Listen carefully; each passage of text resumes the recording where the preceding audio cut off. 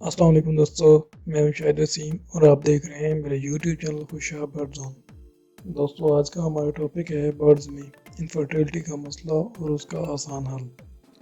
Birds رکھنے والے لوگوں کو ایگ اور بچے اپنے باکس میں دیکھنے کا بہت شوق رہتا ہے، اور جب فیمیل ایگ دیتی ہے تو کچھ لوگوں کا شوق پورا ہوتا دکھائی دیتا ہے، لیکن بعض اوقات ایسا بھی ہوتا ہے کہ جو ہی انڈوں کو چیک کیا جاتا ہے تو کچھ خراب ہوتے ہیں یا پھر ایک آدھا صحیح ہوتا ہے، اور اس طرح ایک بار شوقین کو جھٹکا لگ جاتا ہے اور اس طرح محنت اور وقت ضائع ہو جاتا ہے۔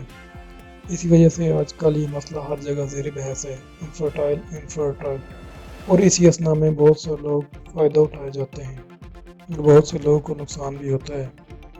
بہت سارے لوگوں کے کمنٹس اسی موضوع پر رہے ہیں، جس کی وجہ سے آپ لوگوں کی خدمت میں حاضر ہوا ہوں۔ دوستو اگر ابھی تک آپ نے میرے چینل کو سبسکرائب نہیں کیا تو جلدی سے میرے چینل کو سبسکرائب کریں اور ساتھ دیے گئے بیل آئیکن کو ضرور دبا دیں تاکہ اس طرح کی آنے والی انفارمیٹیو ویڈیوز آپ تک آسانی سے پہنچ سکیں۔ تو چلیے دوستو چلتے ہیں آج کے موضوع کی طرف، انفرٹیلٹی کی وجوہات، یہ مسئلہ کیوں ہوتا ہے۔ سب سے پہلے نر مادہ کی عمر کا پورا نہ ہونا، فاسٹ بریڈ کرنا، کیج میں لکڑی جس پر بیٹھ کر بریڈ کراس کرتے ہیں کا ہلنا، نر کے پنجوں کا ناخن بڑھ جانا، موسم کا ساتھ نہ دینا، فیمیل پر انڈوں کا کم بیٹھنا، ملک اسپنج کا کمزور ہونا، زیادہ تر انہی وجوہات کی بنا پر انڈے انفرٹائل ہوتے ہیں۔ بہت ہی اہم چیز عمر ہے، یعنی صحیح طور پر بالغ ہونا۔ اگر آپ زیادہ یا اچھی بریڈ لینا چاہتے ہیں تو بجری 8 ماہ، لو برڈز 12 ماہ، کاکٹیل 18 ماہ اور راہ 3 سال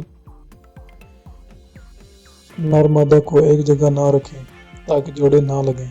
پہلی عمر پوری کریں پھر جوڑے کے لیے چھوڑیں۔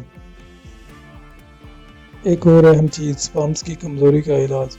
انڈوں کی مقدار فیمیل میں ہوتی ہے، کتنے انڈے دیتی ہے۔ انڈے فرٹائل کرنا نر پر منحصر ہے، سپرم کی وجہ سے بہت سارے انڈے نر فرٹائل نہیں کر پاتے۔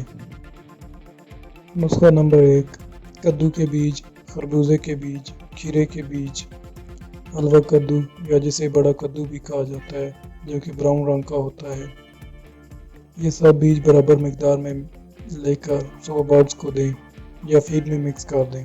یاد رہے کہ دوائی زہر سے پاک اور صاف بیج ہونا چاہیے۔